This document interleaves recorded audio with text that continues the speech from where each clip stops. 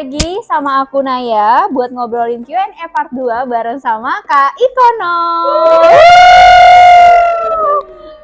Rame banget penontonnya. Ini sebenarnya bayaran. Ini tuh sebenarnya spare jeda Q&A dari yang part pertama sampai yang kedua tuh karena COVID. Lama banget. Iya. Betul. COVID. Kapan ya terakhir 2019? Awal 2020 pas awal-awal COVID. Iya. Terus sekarang nih baru banget ya kita bikin lagi yang part 2. Tapi sepertinya para hunters tetap sabar menanti-nanti kapan lagi nih kita ngobrol-ngobrol sama Kak Ikono. Ya. Jadi thank you banget ya buat para hunters yang udah nanya-nanya di kolom IG Scooters. Dan tentunya selamat datang kembali Kak Ikono di YouTube channel Scooters. Ayo dong, udah dibayar lebih semangat lagi. Oke, tanpa berlama-lama nih, Pak Iko, gimana nih kabarnya Pak Iko? Kayaknya nih jadwalnya padat banget, makanya sebenarnya mungkin ini salah satu alasan kita jedanya lama nih dari Q&A yang pertama sampai yang kedua. Nah, aku nunggu diundang. Oh, nunggu diundang. Siapa nih yang nggak ngundang? Tapi kalau kita lihat-lihat, Pak Iko nih jadwalnya emang sepadat itu. Aku perhatiin dari story Instagramnya. Tiba-tiba di Lombok, tiba-tiba di mana. Terus kemarin sempat ke Oxford juga. Ngapain sih ke Oxford, Pak? Mau jadi rektornya apa gimana? Sebenarnya saya orangnya agak mager. Jadi kalau bisa nggak jalan mah nggak jalan. Kalau yang kemarin ke Oxford tuh pertama kali saya ke Oxford loh itu, ke UK actually ya. Jadi ada Scooters tuh lolos program akselerator. Namanya WISE, didanai oleh Qatar Foundation gitu ya. Salah satu programnya itu ada training program di London. Berapa hari lah gitu ya. Udah sekarang jalan ke sana terus emang kayak pengennya ke Oxford gitu. Nah, teman-teman kalau nggak kebayang ya, Oxford itu cuma ternyata kalau nggak salah 2 jam ya, 2 hours away dari London gitu. Jadi ya udah acara selesai segala macam terus mampir ke Oxford kan. Pada ngikutin ya, kemarin sempat saya bikin ada live. Ikut dong, sampai kita tuh ngelihat story-nya Pak Iko yang ini kemana belanja di Amazon. Aduh, seru banget. Sorry. Kalau mau endorse Kak Ikono boleh banget. Iya, ya seru sih bisa seru ini ya. Maksudnya aku pribadi sih pengen ya keliling ke berbagai kampus-kampus top dunia ya. Terus terang kemarin malah ini ya kalau teman-teman belum kenal salah satu co-foundernya Scooters, CEO Aziz tuh acara WISE berikutnya itu di New York. Oh, New York. Iya sempat lihat. Tuh saya dapat yang ke London, mampir ke Oxford, Aziz dari New York terus jalan ke Harvard. Wih, nanti juga saya belum pernah ke Harvard. Kaosnya dibeliin sama dia. Kaosnya dulu habis itu kita kesana. Amin. Siapa di sini yang mau ke Harvard kuliah beneran nih? Boleh. Coba tulis di kolom komen nanti kita aminin bareng-bareng. Iya, amin. Biar bisa nyusul ke kuliah ke Harvard. Oke, tanpa berlama-lama lagi kita mulai aja kali ya jawab-jawab pertanyaan dari Hunters nih Kak. Ini ada beberapa pertanyaan dari yang mau lanjut studi S1, S2 sama S3. Nah, kita mulai dari pertanyaan-pertanyaan yang sering ditanyain aja dulu nih sama Hunters. Pada ambis-ambis banget nih kalau aku lihat-lihat ya dari list pertanyaannya. Coba kita mulai yang pertama dari Kak Okrisal Reka Nugraha. Ngejar persiapan S2 di semester 7 akhir masih bisa enggak ya? Wah, semester 7 akhir malah udah oke banget ya. Ambis banget nih kayaknya. Pertama-tama bahkan S2 itu banyak yang kita bisa daftar dari sebelum lulus. Jadi itu pengalaman saya pribadi dulu. Jadi saya kan lulus S1 tuh resmi nerima ijazah tuh Juni 2010. Itu saya udah ngelamar-lamar itu dari Desember tahun sebelumnya. Desember 2009 udah ngelamar-lamar. Bulan Maret April pengumuman diterima. Juni lulus dapat ijazah. Agustus tuh udah mulai start kuliah S2 di Jepang. Jadi itu salah satu contoh daftar S2 itu bahkan kita bisa dari sejak sebelum lulus tanpa gap. Masih gap sih, saya istirahat 3 bulan lah. Capek juga kuliah mulu kan. Jalan-jalan dulu segala macam. Agustus itu saya udah start kuliah di Jepang. Jadi buat teman-teman yang mau langsungan kayak gitu mungkin banget. Nah, Jadi semester 7 kalau terlambat atau terlalu cepat nggak sama sekali, just nice buat kita nyiapin. Apalagi kalau teman-teman yang nggak mau langsung, jadi kayak semester 7 selesai. Poinnya gini deh, saya sebenarnya banyak menemukan mungkin calon student ataupun student di Scoters yang mereka tuh agak menyesal. Aduh, kenapa nggak dari awal nyiapin? Terlalu mepet ya. Terlalu mepet gitu ya. Tapi semester 7 malah kalau bisa dari semester 3, semester 5 udah mulai nyicil persiapan ya, bahasa Inggris, IELTS segala macam gitu ya.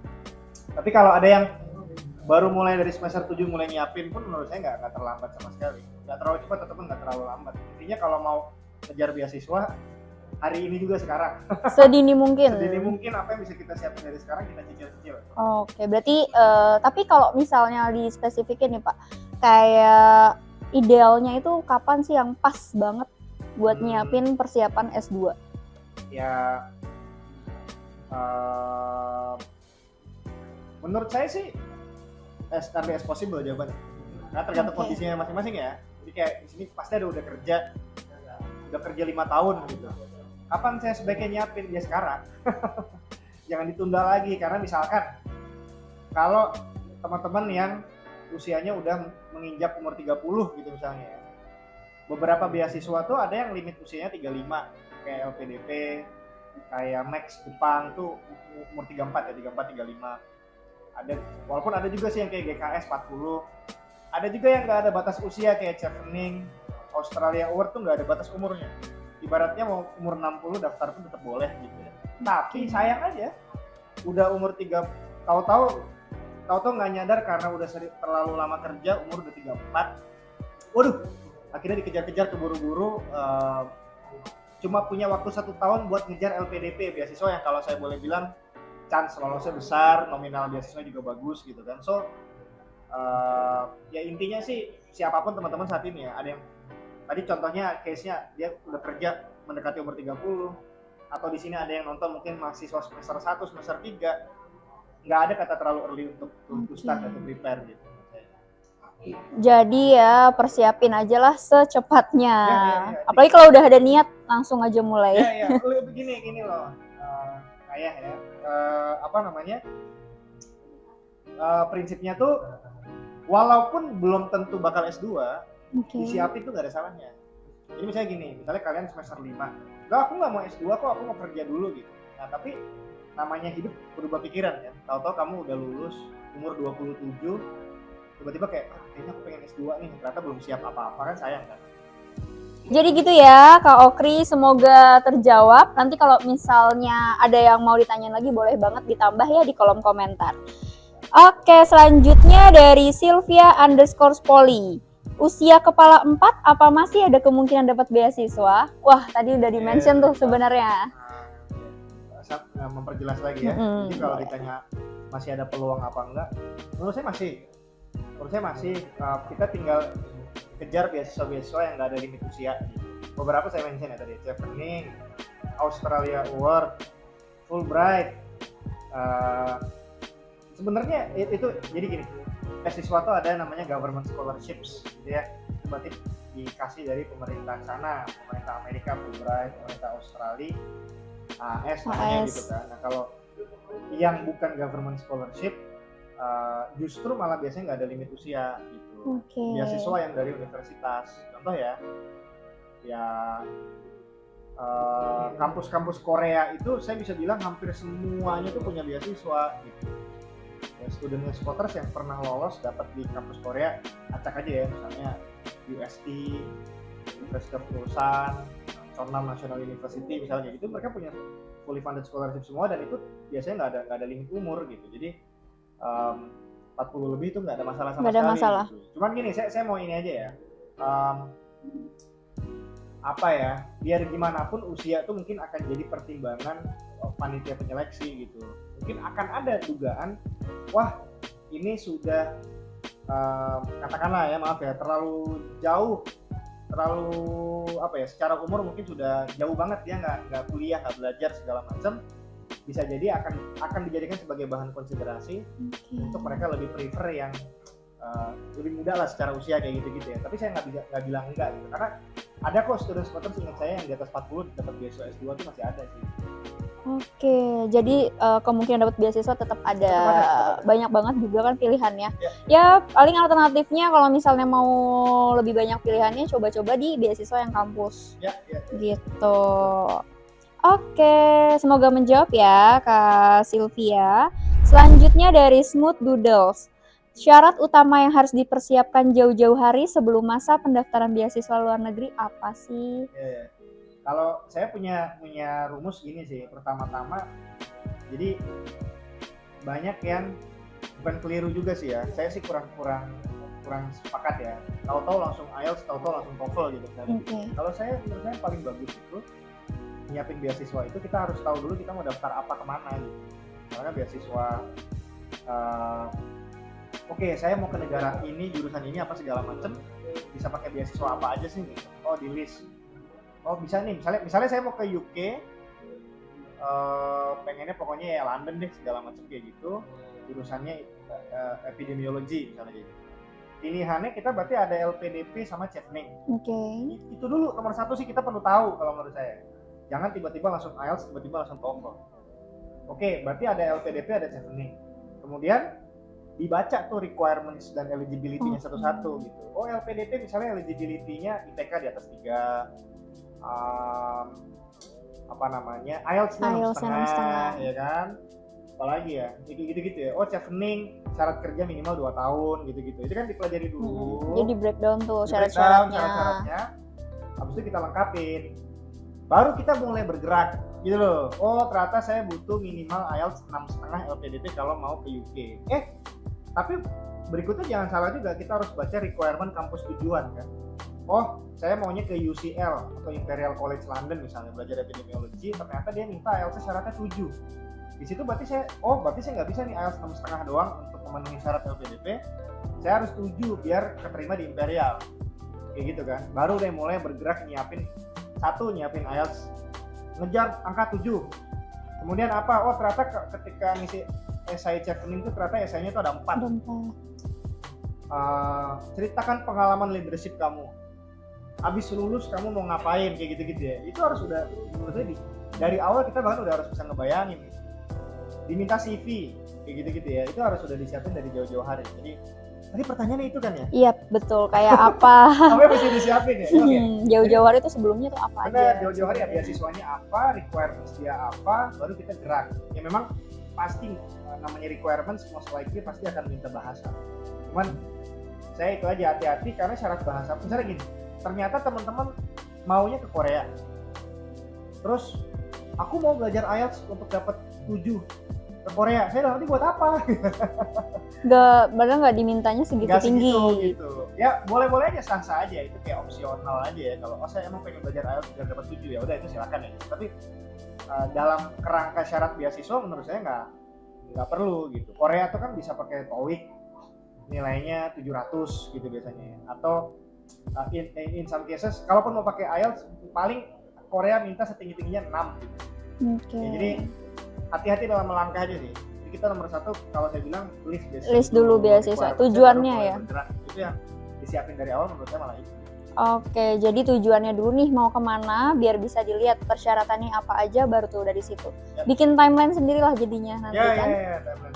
Ya, sebenarnya kalau mau ini ya, penasaran kayak, emang kalau di bimbingan di Spotters tuh isinya apa sih? Isinya itu, jadi pertama-tama yang kita iniin adalah mindsetnya dibenerin dulu ya gitu. Mau kemana sih? Jurusan apa sih? Umur berapa sih?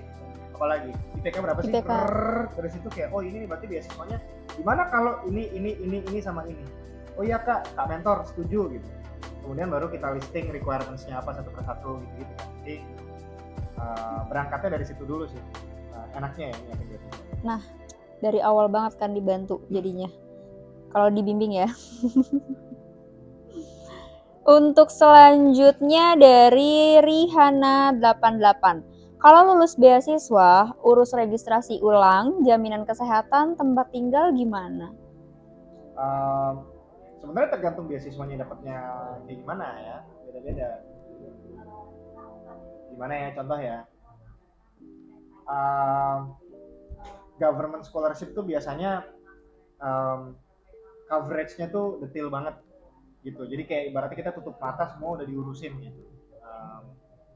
Apa namanya, asuransi tau-tau dibayarin, tempat dicariin, ada sih, ada case-nya tempat langsung dicariin gitu, kayak ini ya tau-tau diumumin, tau-tau kita kayak ada nanti tahun pertama tinggal di asrama ini ya, kayak gitu ya, ada beasiswa yang selengkap itu gitu ya. Tapi ya jangan salah, banyak juga beasiswa yang emang kita dikasih uang aja tapi cukup buat mengcover semuanya. Saya waktu S2 kayak gitu tuh, dapat beasiswa yang di Jepang itu dikasih uang gelondongan, uang tunai, terus tinggal diatur tunai sendiri kayak gimana. Jadi saya lupa saya dulu tiap tanggal berapa ya, tiap tanggal 22 kalau saya nggak salah, tiap akhir bulan tuh gajian quote-unquote buat beasiswa 160.000 yen. Nah, kalau kurs sekarang tuh 18 juta gitu ya, masuk ke rekening.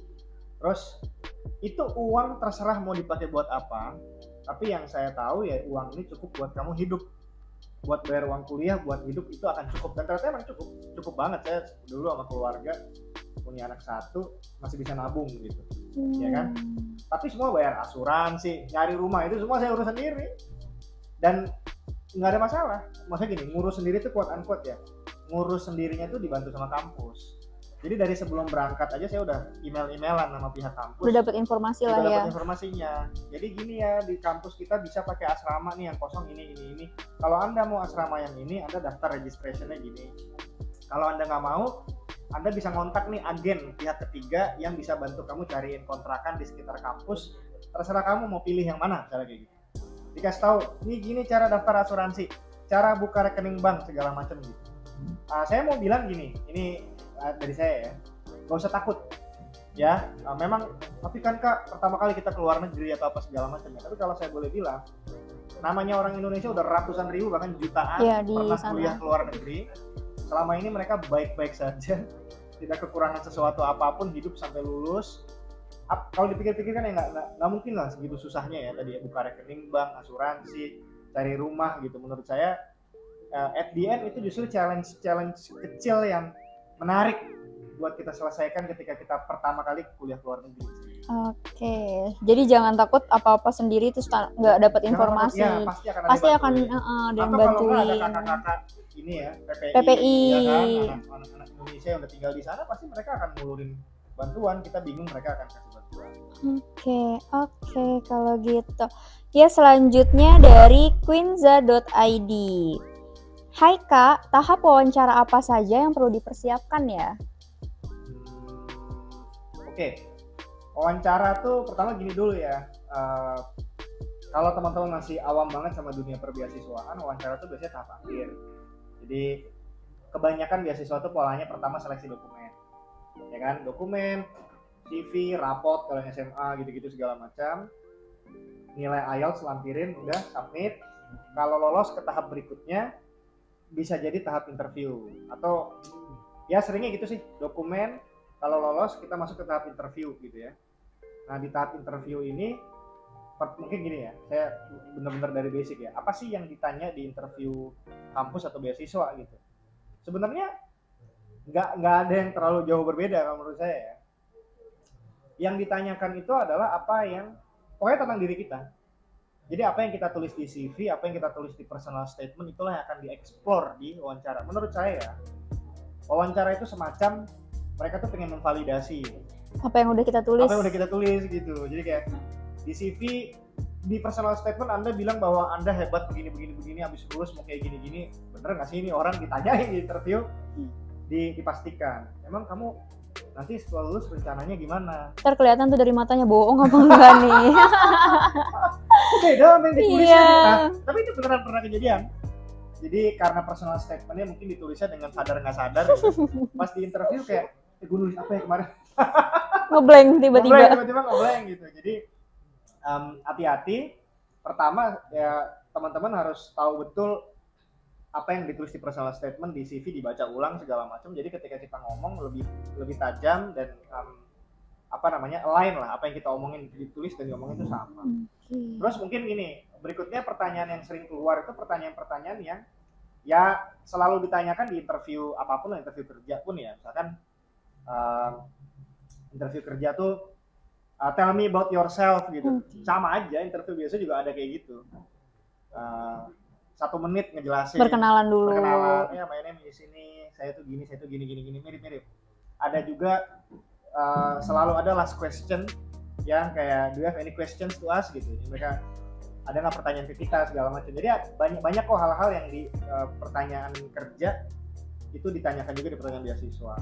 Last but not least, mungkin yang paling menantang adalah kalau tipe pertanyaannya itu memang yang impromptu. Maksudnya dikasih studi kasus. Ini berat nih.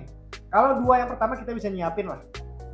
Saya kalau di Scoters tuh kalau ada kita punya di dalam Study Abroad Academy package kita kan ada simulasi interview. Nomor 1 dan nomor 2 itu bahkan bisa kita buat scripted gitu. Tell me about yourself tuh scripted aja, serius. Saya malah nggak, kalau kecuali teman-teman bahasa Inggrisnya udah jago banget ngalor ngidul ngomong kayak gitu ya silakan lah gitu ya. Tapi kalau masih terbata-bata, IELTS 6 atau 6,5 mungkin ngomongnya masih belum terlalu lancar, scripted, tulis jawabannya. My name is ini, dilatih. Saya malah biasanya nyaranin kayak begitu gitu ya. Terus pertanyaan-pertanyaan seputar personal statement kita itu bisa dibuat scripted. Nah, yang susah tuh kalau studi kasus. Ya tiba-tiba ada pertanyaan yang umum banget nih, ya. Saya pernah nih, ini pernah ada satu student yang cerita gimana tadi interview gitu kan, student yang Scottish. Iya kak, tadi tuh ditanya pertanyaan yang nggak saya sangka gitu. Jadi dia mau daftar bisnis di salah satu kampus di Jepang. Pertanyaannya adalah, di negaramu di Indonesia kan banyak ya Uniqlo ya. Gitu. Kalau kamu nanti pulang lulus dari sini, terus tiba-tiba disuruh jadi store manager Uniqlo, salah satu store manager Uniqlo di Indonesia, kira-kira kamu bakal bikin inovasi apa di toko tersebut gitu? Waduh, disuruh langsung mikir. Ya. Kalau kita nggak biasa berpikir cepat, latihan studi kasus kayak gitu-gitu, dikasih kayak gitu kita bisa. Iya, bingung lah. Langsung kena mental gitu. Langsung disuruh cosplay jadi manajer store, gimana nih? Iya, gitu. Jadi untuk case yang kayak gitu menurut saya perlu banyak latihan case study dadakan gitu ya. Berpikir cepat kayak gitu juga perlu banyak latihan. Gitu. Kamu ngejawab tuh ya pertanyaannya tentang interview ya kayak begitu sih kurang lebih. Ya kurang lebih kayak gitulah ya. Semoga ngebantu ngejawab. Selanjutnya dari Gian, apa syarat IPK saklek? Pernah ada pengalaman calon yang lolos program S2 dengan IPK kurang nggak kak? Kurang tuh definisinya mungkin kurang dari yang disyaratkan. Yang disyaratkan. Ya. Saya pernah dengar ada case kayak gitu tapi kayaknya langka banget sih. Jadi gini gimana ya? Kebanyakan beasiswa tuh syarat IPK 3. Kebanyakan ya, LPDP 3. Australia Award bahkan 2,9. Apaan lagi ya? Kebanyakan 3 Fulbright 3 gitu-gitu kan. Teman-teman as long as di atas 3 saya lihat relatively aman terhadap eligibility berbagai IPK, beasiswa ya. Kalau 3 dulu nih ya. Kalau udah di bawah 3 gitu, ada yang tersindir nih penonton. Waduh, kenapa di bawah 3 ya? Agak sensitif ya diskusi IPK tuh katanya sara-sara gitu loh. Jadi, aduh gimana nih? Ingat masa lalu gitu. Lanjut. Jadi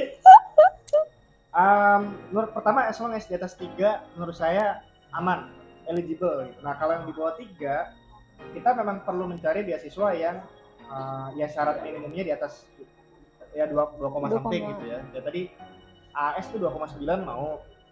Atau memang beasiswa yang bahkan tidak menuliskan IPK harus di atas 3. Emang ada kak yang nggak nulis? Ada, banyak. Actually banyak. Siapa ya contoh ya? Ya beasiswa kampus di Korea kayak gitu-gitu. Nggak nulis dia. Jadi kayak makanya kita ada case student kita yang actually IPK di bawah 3 gitu dapat kampus di Korea. Pernah ada yang lolos kayak gitu di Cina. Cina juga setahu saya mostly kampusnya tidak mensyaratkan IPK gitu. Pernah ada satu case lagi anak student kita ya, student Scotland yang kita bantu itu IPK di bawah 3 dapat S2 di Italia. Oh iya. Kayak gitu-gitu. Jadi kita perlu pandai mencari-cari yang memang bisa masuk ke apa ya istilahnya ya kitanya eligible lah gitu ya. Tapi kalau tadi yang nanya kayak misalnya gini. Kayak udah dicantumin nih. Oke, contoh LPDP. Tapi contohnya kurang. Yang nanya nih kan LPDP kan 3. Kak, saya itu 2,9999. Ya ampun, kurang 0,0000. Sampai 1 kilo gitu ya.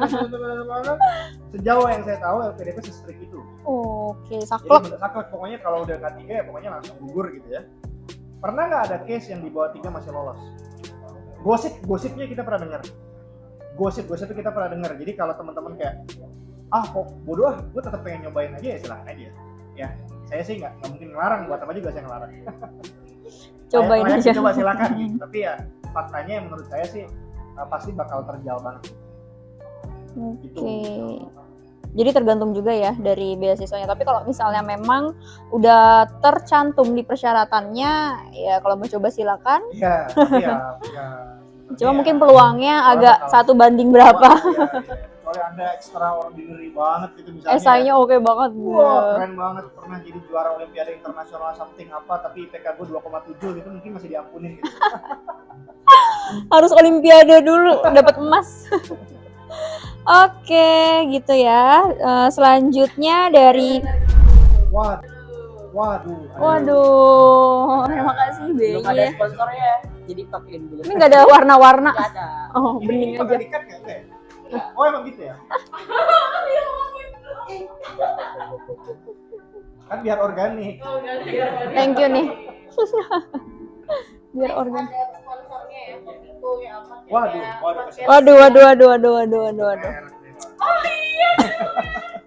Oke, lanjut. Dari Frederica. Bagaimana urutan yang paling baik, Kak? Punya publikasi atau pengalaman kerja tetap atau pengalaman volunteer? Sulit nih. Jadi apa ya, Publikasi, pengalaman kerja tetap atau pengalaman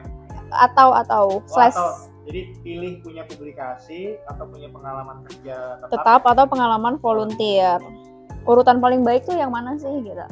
Di antara 3 itu. Mungkin ini ya masuknya buat persyaratan beasiswa nih. Berat. Yang paling bisa kalau saya gini, teorinya gini loh sebetulnya ya. Yang nilainya paling tinggi, kita yang akan mendapatkan nilai paling tinggi itu mereka yang story-nya paling bunyi gitu. Jadi nyambung sama jurusan sama yang mau dia iniin. Ya, betul. Ceritanya. Saya mau kuliah apa di Belanda karena alasan. Karena masa lalu saya begini gitu. Story itu kayak begitu. Jadi saya nggak tahu antara publikasi kerja atau volunteering. Saya gini, punya publikasi, tapi saya gini, oke, S1-nya manajemen, punya publikasi, ya kebetulan di bidangnya kuliner, nggak tahu aja saya misalnya aja ya. Publikasi di bidang kuliner, tiba-tiba pengen S2-nya psikologi gitu. Menurut saya publikasinya nggak nolong-nolong banget juga gitu ya, kayak nyambung. Iya, nggak nyambung. Kuliner gitu. Ternyata punya volunteering activities-nya di dekat ke psikologi, misalnya saya nggak tahu, misalnya kayak, saya tiap minggu itu tergabung di komunitas bantuin anak-anak yang berkebutuhan khusus, autism apa kayak gitu-gitu segala macam, saya volunteering. Saya aktif di komunitas itu sampai terpilih menjadi ketua wilayah Jawa Barat dan lain sebagainya. Selama 3 tahun saya konsisten, bla bla bla segala macam kayak gitu. Oleh karena itulah saya pengen kuliah S2 untuk mendalami lagi tentang psikologi kebutuhan khusus, bla bla bla segala macam. Bisa jadi in that case volunteeringnya jauh lebih strong. Ya kan? So case by case menurut saya gitu. Tergantung ya. Dia yang align yang mana? Yang align. Pokoknya kita tuh bikin kayak gitu tuh untuk membuat CV kita nampak compelling lah ya, story-nya, personal statement kita, ceritanya ngalir, oh iya make sense ya gitu, segala macem. Bukan cuma tentang banyak-banyakan kita punya atribut gitu, itu penting. Jangan keliru memahaminya. Oke, jadi tergantung ya dari apa yang mau kamu tuliskan nanti di esai dan CV. Itu yang bikin strong tuh di situ. Selanjutnya Tia Gustiani 18. Kak, gimana kalau yang rata-rata nilai rapot SMA-nya cuma 80 pas atau 79? Bakal keterima nggak ya? Iya, nilai rapot tuh ngaruh banget buat SMA yang mau beasiswa S1 ya. Jujur sih 80 itu agak ngepas ya. Saya biasanya punya pengalaman siswa-siswa kita tuh kalau mau peluang di atas 80. Di atas 85 bahkan saran kita 85. Kalau mau ke negara yang bonafit, beasiswa fully funded gitu ya. Kalau nggak di atas 85 kayaknya agak berat gitu. Jadi pilihannya gini, kalau buat teman-teman yang di bawah 85, 80 ke bawah gitu ya. Satu, kayaknya ke negara-negara yang saya nggak bilang jelek ya, cuma mungkin less preferable. Saya tahu teman-teman kalau boleh pilih maunya Singapura, Amerika, Eropa, ya kan? UK. Wah, UK deh. Orang-orang pas pengen di UK, kenapa ya? Keren sih negaranya emang gimana? Siapa yang nggak mau? Siapa yang nggak mau ya Asli sih, untuk ke orang UK? Pesonanya itu loh. Aduh. Tapi S1 UK beasiswa menurut saya itu sampai pada titik agak nyaris mustahil. Sangat Kalau selektif. Iya, selektif itu. Kalau nggak Anda tuh top notch banget, ranking 1 terbaik sekolah, juara Olimpiade. lomba, itu mungkin beasiswa S1 UK saya rasa bakal super berat ya gitu ya. Maka ya tadi ini negara preferensinya teman-teman yang kayak gitu. Nah, kalau yang 80 atau ke bawah kayak gitu-gitu, memang saran saya lihat-lihat negara Asia Timur. Pengalaman kami, siswa-siswa kita, chance lolosnya tuh lebih besar sih di negara-negara Asia Timur ya, China, Taiwan kayak gitu-gitu. Menurut saya chance-nya masih lumayan besar tuh, lebih besar daripada kalau ke Eropa, Amerika dan lain sebagainya. Itu saran nomor 1. Masih tetap bisa. Jadi kalau pertanyaannya bisa nggak sih Kak saya dapat beasiswa dengan nilai segini, menurut saya bisa, tapi pilihan negara dan kampusnya kita adjust ya, yang lebih tidak terlalu favorit.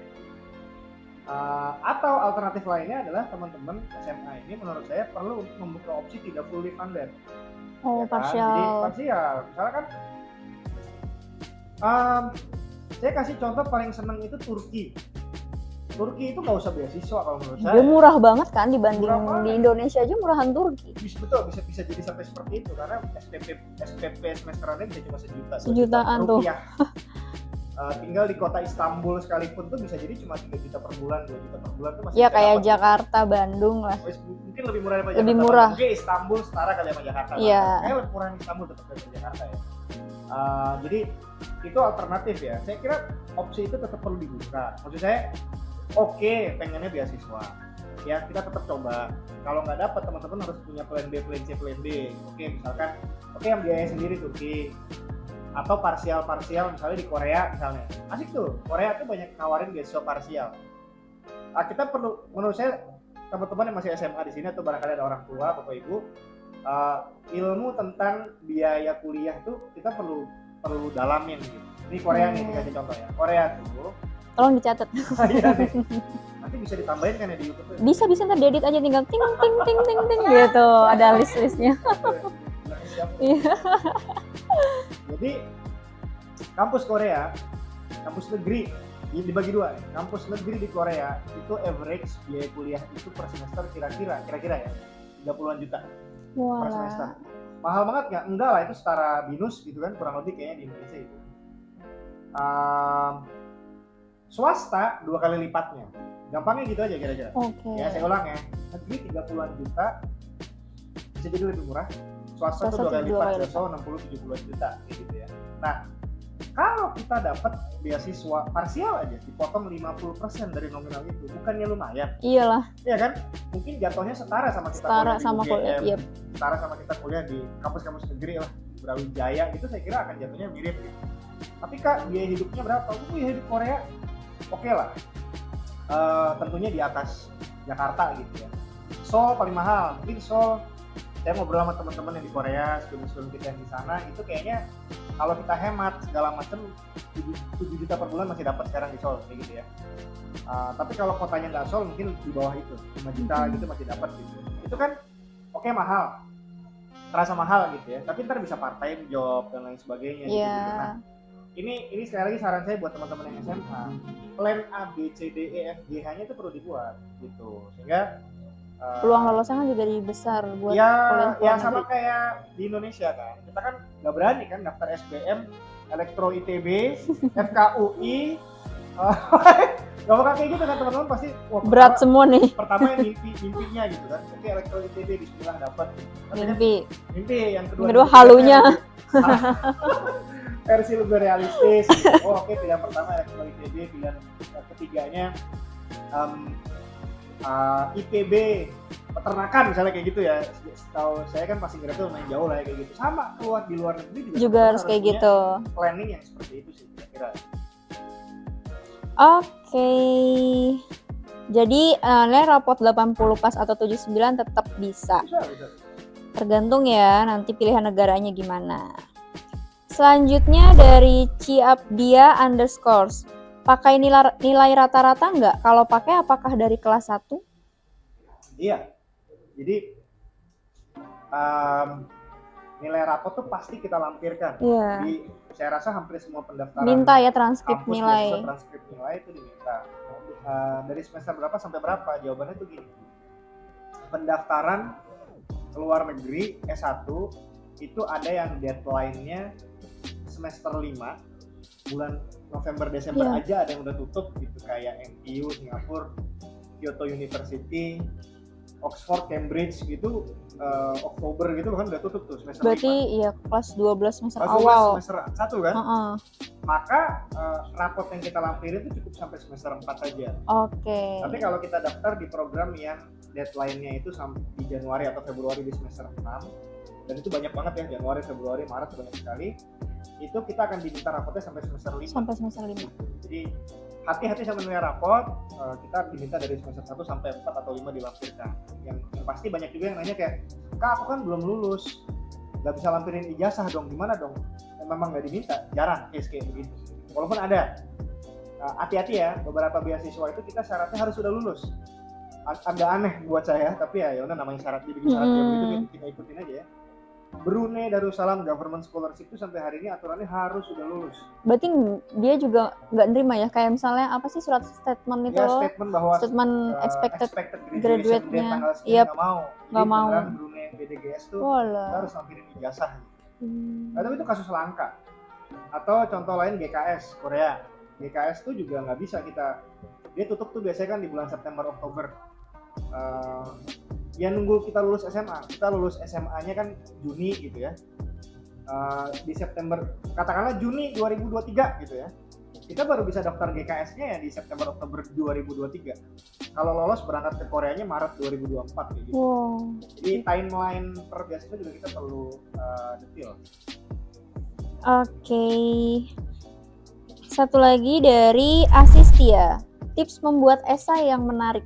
Wah. Oh ini aku harus dengerin sih. Pejuang. Gini aja nih, ini satu sesi sendiri. Penuh nih nanti panjang ya. Ya Aja. paling ininya Ini sih. ambil ini ya, saya kasih clue dikit, tapi Yap. nanti pada join ini aja, kita lagi punya program baru namanya mini bootcamp. Oh, Ya, bisa bareng Scholtes. Tadi buat mini bootcamp itu di situ tuh 2 minggu kelasnya ada 8 tematik ya, ada menulis CV yang baik, menulis esai yang baik, membuat timeline beasiswa dan lain sebagainya sesuai dengan profil, macamnya latihan interview gitu-gitu itu ada semua. Itu nanti detail bisa di situ tuh cara nulis esai yang baik ya, sama mentor kita yang jago banget lah gitu ya. Tapi meanwhile saya kasih bocoran gini, jadi biasanya kita ngebagi menjadi 4 sections. Itu dulu tuh, nomor 1 tuh. Jadi kita kalau ngelihat esai seakan-akan panjang, besar, ini ya, komponen banyak banget. Tapi kalau kita split menjadi 4 komponen yang kecil, itu akan memudahkan otak kita juga sih. Jadi lebih kayak nggak stres duluan ya. Iya kan? Karena kan 300 kata, Iya. atau ada yang sampai 1000 kata 2 halaman. Udah langsung pusing. Aduh apa nih? Nulis apa gitu nih? kan. Kalau nulis story IG kok pada lancar-lancar banget ya gitu. Jangan nyindir gitu dong, Mbak. Nah, oke. 4 paragraf itu biasanya kalau saya harus memenuhi 4 aspek, 4 komponen. Pertama adalah alasan kenapa kita pengen studi lanjut atau kuliah di bidang tersebut. Oh. Itu paragraf pertama. Jadi tonjolin ada tipsnya ntar ini deh di webinar lain atau tadi di bootcamp kalau teman-teman join lah ya. Intinya di titik itu kita perlu ngasih alasan yang sangat kuat, kasih data, kasih contoh-contoh kenapa sih kita pengen banget kuliah bidang itu. Emang kamu belum punya ilmu itu. Emang bidang kamu apa? Emang masalah itu masalah yang besar ya? Gitu kan, segala macam itu harus kita tuangkan dalam satu paragraf itu misalkan gitu. Yang kedua tuh kan tadi udah mau belajar ilmu itu. Betul. Sekarang di mana? Kenapa di kampus ini? Kenapa di negara ini? Gitu kan? Itu juga perlu kita deskripsikan dengan sangat baik gitu. Kayak mau kuliah teknik lingkungan, kenapa memilih di University of Sydney? Kenapa bukan di UK? Kenapa bukan di Perancis atau apa kayak gitu-gitu ya? Itu kalau tips saya biasanya emang cari hal yang sangat khas di kampus itu, di negara itu, yang kalau di negara lain, kampus lain tidak bisa ditemukan. Jadi emang nampak we did our homework untuk ya emang alasannya sangat jelas, maunya emang di situ gitu. Kalau tempat lain nggak saya temukan yang lebih baik. Yang ketiga itu coverage-nya adalah kita menjelaskan siapa kita, keunggulan diri kita, masa lalu kita apa, kita pernah berprestasi apa, segala macam gitu-gitu ya. Yang paragraf keempat lebih ke future plan. Jadi kayak emang habis lulus kamu berencana apa, kontribusi terhadap masyarakat atau community-nya apa, secara konkret berapa tahun ke depan ngapain, nanti di ujung apa sih ambisi hidup kamu yang ingin kamu capai gitu. 4 itu doang kok, nggak jauh-jauh, emang nggak doang sih. Kelihatannya aja gampang sih. Pas ditulis tetap bingung tuh apa yang mau ditulisin, yang diceritain. Ya, emang harus banyak latihan, Iya. harus Ada yang bantu. kasih masukan. Bener. Kalau sendirian udah angel.